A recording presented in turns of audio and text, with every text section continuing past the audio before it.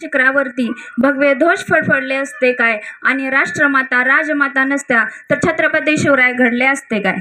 आदरणीय व्यासपीठ आणि इथे उपस्थित असलेल्या सर्व महिलांना जागतिक महिला दिनाच्या खूप खूप शुभेच्छा. 8 मार्च हा दिवस आपण जागतिक महिला दिन म्हणून उत्साहाने व अभिमानाने साजरा करतो.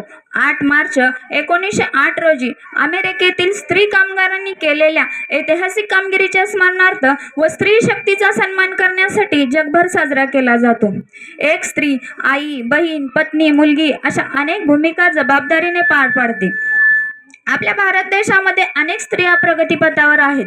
ग्रामसेविकेपासून ते देशाच्या राष्ट्रपती पदापर्यंत ती आघाडीवर आहे. एवढेच नव्हे तर डॉक्टर, वकील, इंजिनियर अशा अनेक स्त्रियांनी आपल्या कामगिरीचा ठसा उमटवला आहे. आधुनिक काळामध्ये स्त्री प्रगतीपथावर आहे हे खरं आहे, पण अनेक समस्यांना सामोरे जावं लागत आहे.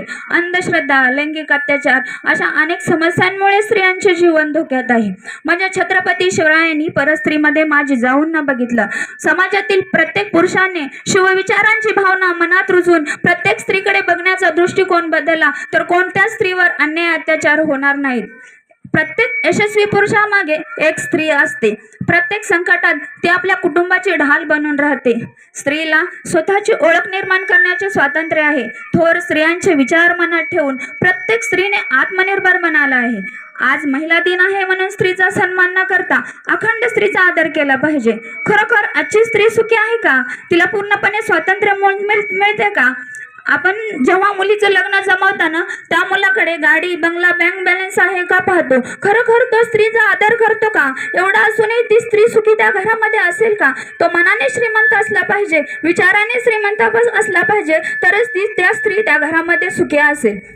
आपण आपल्या सोबत घेऊन फिरतो ते आपले अस्तित्व असतं आणि आपल्या माघारी जे चर्चेला जातं ते व्यक्तिमत्व असतं. जर व्यक्तिमत्व स्वच्छ असेल तर आपल्या अस्तित्वालाही लोकांचा सलाम असतो. आज मला एक अभिमानाने गोष्ट सांगावीशी वाटते की माझ्या लग्नाला 10 वर्ष झालं. या 10 वर्षामध्ये जितकं प्रेम मला माझ्या आईवडिलांच्या घरी मिळालं तितकंच प्रेम, मान, सन्मान मला माझ्या सासरी मिळाला. यश हे कोणाच्या आधारावर चालत नाही तर ते चांगल्या विचारांवर चालते. कारण आधार कायम सोबत नसतो पण चांगले विचार कायम बरोबर राहतात. जाता जाता मी एवढंच सांगेन की प्रत्येक कुटुंबातील स्त्रीला मान, सन्मान, आदर, सुरक्षितता मिळो ही आई जगदंबेच्या चरणी प्रार्थना करते आणि मी इथेच थांबते. जय जिजाऊ, जय शिवराय, जय शंभूराजे.